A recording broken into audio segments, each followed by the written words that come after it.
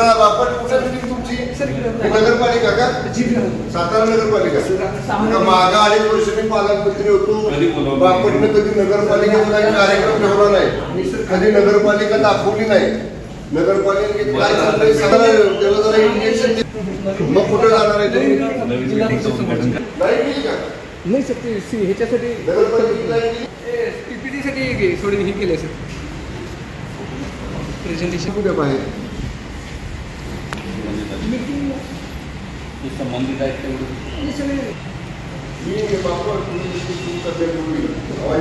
बाकी सगळं काय बंद असतो नेहमीचा वाचायचा नाही आम्ही तुम्हाला